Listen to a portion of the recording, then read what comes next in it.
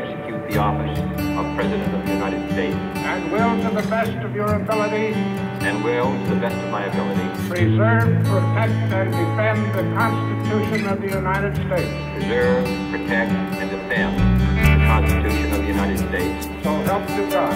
So help me God.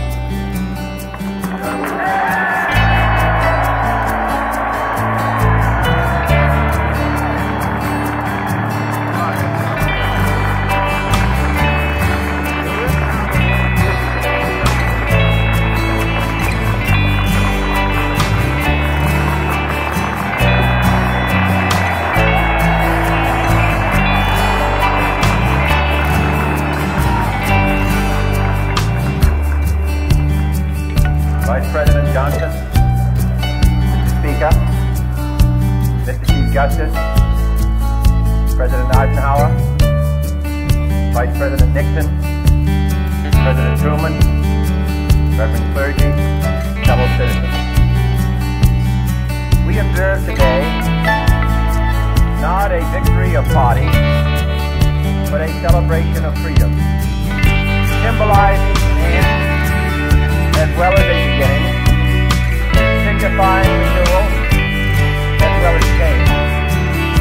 For I have sworn before you and Almighty God the same solemn oath our forebears prescribed nearly a century and three-quarters ago.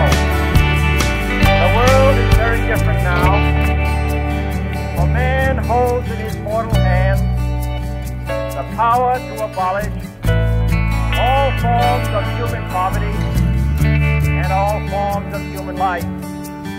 And yet the same revolutionary beliefs for which our forebears fought are still at issue around the globe. The belief that the rights of man come not from the generosity of the state, but from the hand of God.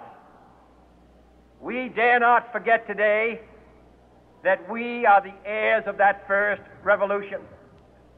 Let the word go forth from this time and place to friend and foe alike that the torch has been passed to a new generation of Americans born in this century, tempered by war, disciplined by a hard and bitter peace, proud of our ancient heritage, and unwilling to witness or permit the slow undoing of those human rights to which this nation has always been committed and to which we are committed today at home and around the world.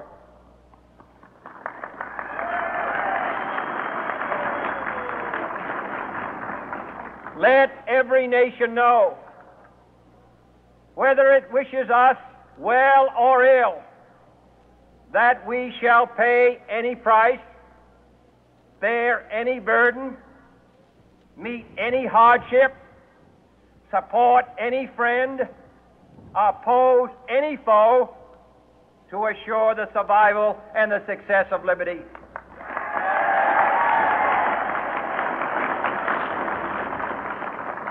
This much we pledge and more. To those old allies whose cultural and spiritual origins we share, we pledge the loyalty of faithful friends. United, there is little we cannot do in a host of cooperative ventures. Divided, there is little we can do, for we dare not meet a powerful challenge at odds and split asunder. To those new states whom we welcome to the ranks of the free, we pledge our word that one form of colonial control shall not have passed away merely to be replaced by a far more iron tyranny. We shall not always expect to find them supporting our view, but we shall always hope to find them strongly supporting their own freedom, and to remember that in the past, those who foolishly sought power by riding the back of the tiger ended up inside.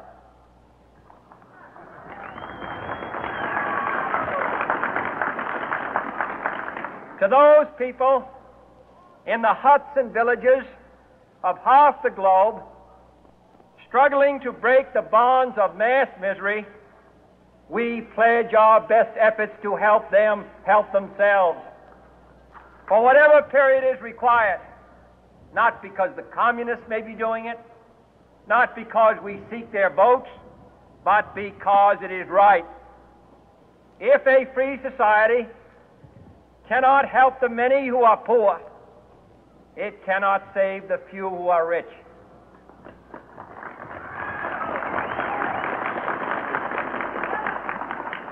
To our sister republics south of our border, we offer a special pledge to convert our good words into good deeds, in a new alliance for progress, to assist free men and free governments in casting off the chains of poverty. But this peaceful revolution of hope cannot become the prey of hostile powers.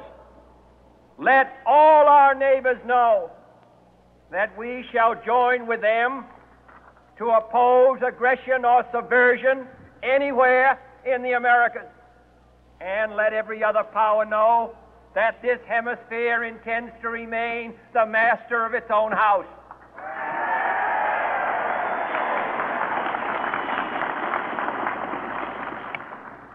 To that world assembly of sovereign states, the United Nations, our last best hope, in an age where the instruments of war have far outpaced the instruments of peace, we renew our pledge of support to prevent it from becoming merely a forum for invective, to strengthen its shield of the new and the weak, and to enlarge the area in which its writ may run.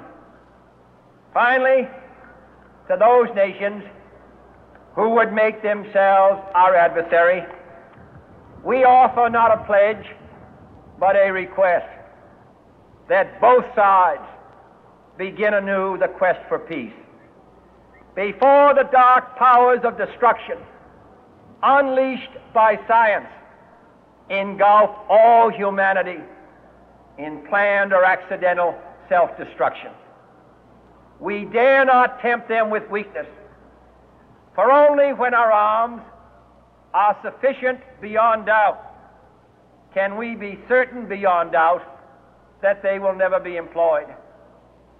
But neither can two great and powerful groups of nations take comfort from our present course, both sides overburdened by the cost of modern weapons, both rightly alarmed by the steady spread of the deadly atom, yet both racing to alter that uncertain balance of terror that stays the hand of mankind's final war. So let us begin anew, remembering on both sides that civility is not a sign of weakness, and sincerity is always subject to proof. Let us never negotiate out of fear, but let us never fear to negotiate.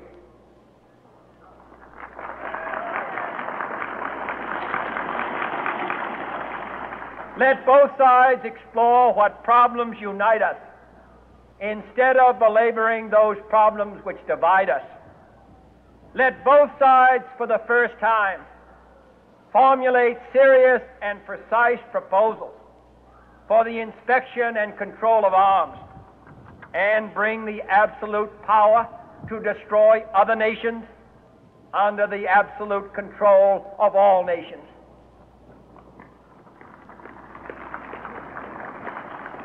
Let both sides seek to invoke the wonders of science instead of its terrors. Together, let us explore the stars, conquer the deserts, eradicate disease, tap the ocean depths, and encourage the arts and commerce. Let both sides unite to heed in all corners of the earth the command of Isaiah to undo the heavy burden and let the oppressed go free. And if a beachhead of cooperation may push back the jungle of suspicion, let both sides join in creating a new endeavor, not a new balance of power, but a new world of law, where the strong are just and the weak secure and the peace preserved. All this will not be finished in the first 100 days, nor will it be finished in the first 1,000 days, nor in the life of this administration, nor even perhaps in our lifetime on this planet. But let us begin.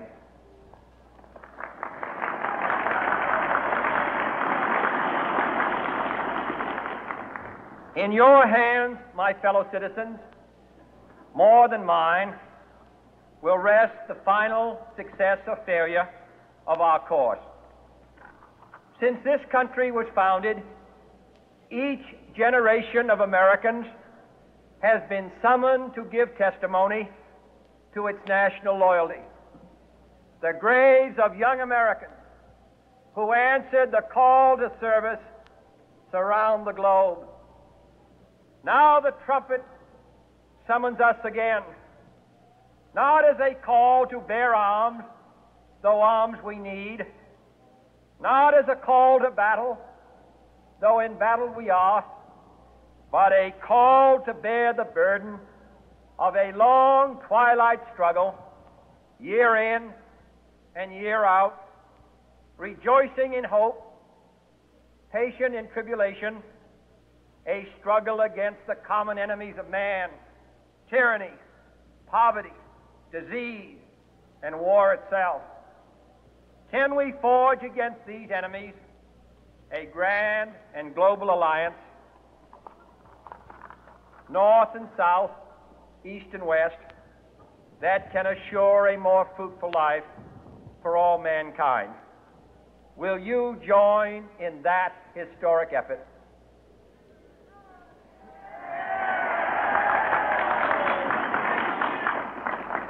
In the long history of the world, only a few generations have been granted the role of defending freedom in its hour of maximum danger. I do not shrink from this responsibility. I welcome it.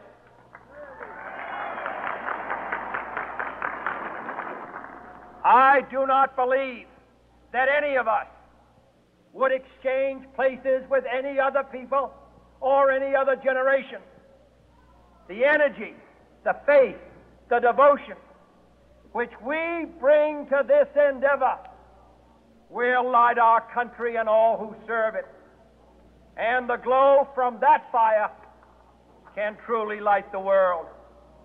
And so, my fellow Americans, ask not what your country can do for you, ask what you can do for your country.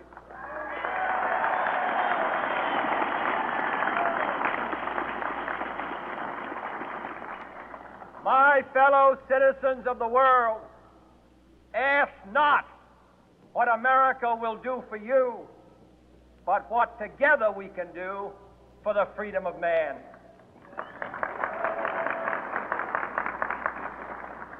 Finally, whether you are citizens of America or citizens of the world, ask of us here the same high standards of strength and sacrifice which we ask of you. With a good conscience, our only sure reward, with history the final judge of our deeds, let us go forth to lead the land we love, asking His blessing and His help, but knowing that here on earth God's work must truly be our own.